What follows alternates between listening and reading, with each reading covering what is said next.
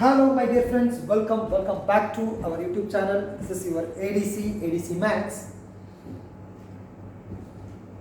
Fourier sine transform, Fourier cosine transforms. What is the Fourier sine transform of f of x? What is the corresponding inversion formula? Similarly, what's Fourier cosine transform and the inversion formula for the cosine transform. So in this video, we are going to see a few interesting problems based on the Fourier sine and cosine transforms. But before going to that, if you remember these two results well and good, what are the results? The result number 1 is integral e to the power ax sine bx dx is equal to e to the power ax by a square plus b square into a sine bx minus b cos bx. So this is the first result. The second one is integral to the power ax cos bx dx is equal to e to the power ax by a square plus b square a cos bx minus, when I differentiate this cos bx, we get minus b sin bx. So minus or minus plus b sin bx. So I want to use these two results frequently when we apply the Fourier sine and cosine transforms. So here my first question is, obtain the Fourier sine and cosine transform of Fourier sine and cosine transform of e to the power minus ax. Obtain the Fourier sine and cosine transform of e to the power minus x, where x is also positive, a is also positive constant. If a equal to 0, what happened? Or x equal to 0, what happened? E equal to 0 is 1. So that is a constant function. So if I am going to use this above two formula, we get the Fourier sine and cosine transform. So first of all, I would like to find out the Fourier sine transform of f of x is equal to, this is a formula, square root of 2 by pi integral x is equal to 0 to x is equal to infinity f of x sine sx into dx. So this is the formula. Now can I substitute f of x is equal to e to the power minus a. So Fourier sine transform of e to the power minus ax is equal to square root of 2 by pi integral x is equal to 0 to x is equal to infinity. Now my function is e to the power minus ax sine sx dx. Can you compare this? First formula, in the place of a is equal to minus a, in the place of b is equal to s. Is right? Right? So this is equal to square root of 2 by pi e to the power minus ax by minus a to the whole square plus s square into a is minus a and sine sx minus s cos sx. So this is by the formula. Now the limit for x is equal to 0 to x is equal to infinity. So what about a and s? That is the output variable, it is a constant. So it depends upon the limit x. So 1 by s square plus a square taken outside first of all.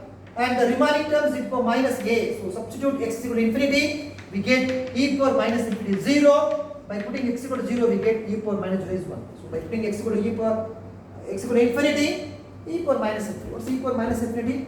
E to the power minus infinity is 0. So 0 into anything 0. So the upper limit is 0. Minus. By putting x equal to 0 here, e to the power minus 0 is 1. Right? Then sin 0 is 0. Yes, correct. And cos 0 is 1. So this becomes minus s. So minus of minus s becomes plus s. So the answer is square root of 2 by pi s by s squared plus a squared. So this is the output Fourier sine transform of e to the power minus ax is equal to square root of 2 by pi s by s squared plus a squared, because a is the any constant. So this is the Fourier sine transform of e power minus ax. And similarly, find out the Fourier cosine transform. What's the Fourier cosine transform of e to the power minus ax? So by using the same formula, square root of 2 by pi integral 0 to infinity, the function is e to the power minus ax cos sx dx, because the cosine transform. So So cosine transform cos sx. Sine transform is sin sx. That's it. Now once again by using the second formula, in the place of a equal to minus a, in the place of b equal to s. So we get the answer is root 2 by pi e to the power minus ax by minus a to the 4 square plus s square into a. Okay, a is minus a, so minus a cos sx minus or minus plus s sin sx. So this is the, by using the second formula I am getting this, the answer, right? Once again, here a square plus s square is the constant, so let us rewrite from the outside the integral, that is limit of 1 by s square plus a square.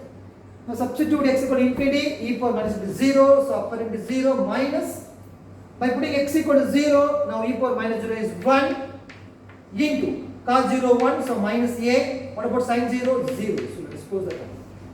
So minus of minus plus a, so the answer is root 2 by pi a by s square plus a square.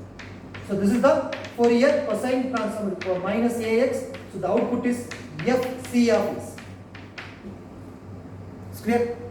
So hereafter we are going to use this result frequently in most of the problems, so that's why I write here Fourier sine transform for minus ax is equal to square root of 2 by pi. Sine transform is s in the numerator. Sine transform is s in the numerator, that is the fs of s. What are the cosine transform? The cosine transform for minus ax is the constant in the numerator. So root 2 by pi a by s square plus a square. So this is the fc of s. So please kindly keep in mind. For your sine transform for minus ax means s in the numerator.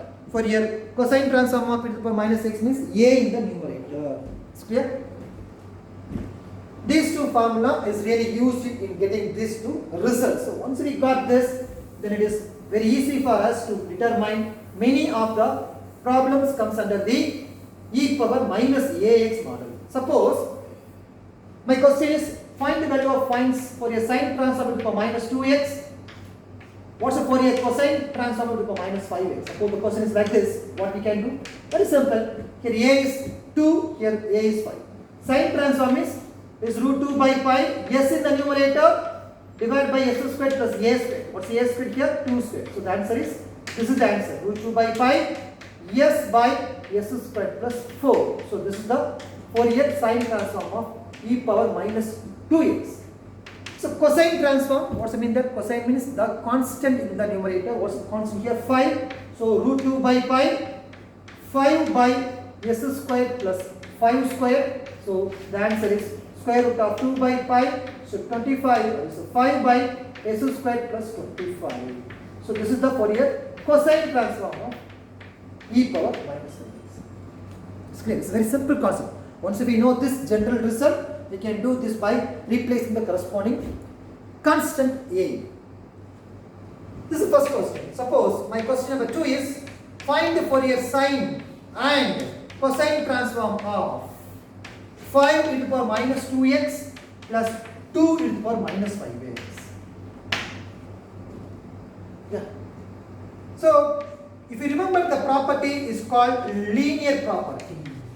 What's the linear property? Remember, the Fourier sine transform of 5 e to the power minus 2x plus 2 e to the power minus 5x can be rewrite 5 into Fourier sine transform of the power minus 2x plus 2 into Fourier sine transform of the minus 5x. So what's the mean that? It means that the constants can be pulling outside. That's it. That's called the linear property.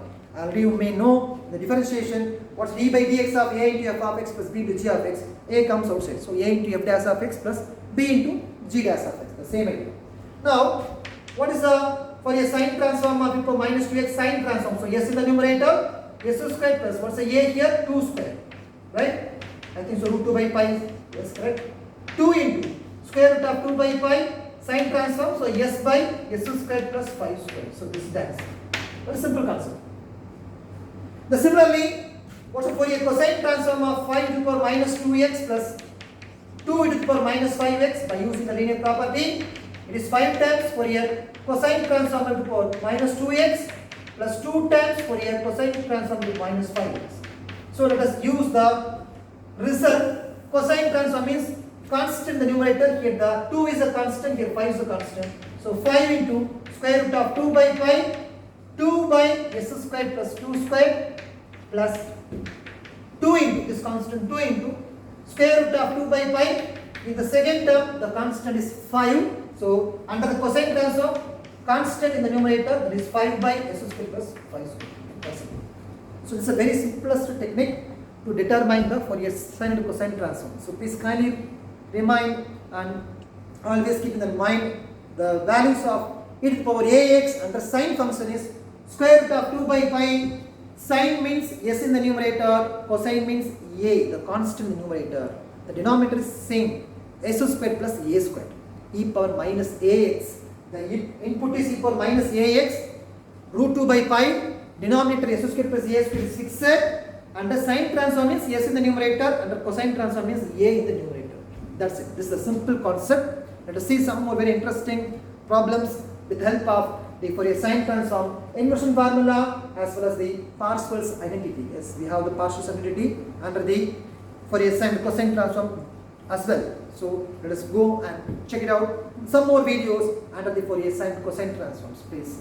Thank you. Thank you so much for watching our YouTube channel, ADC Max. Thank you so much.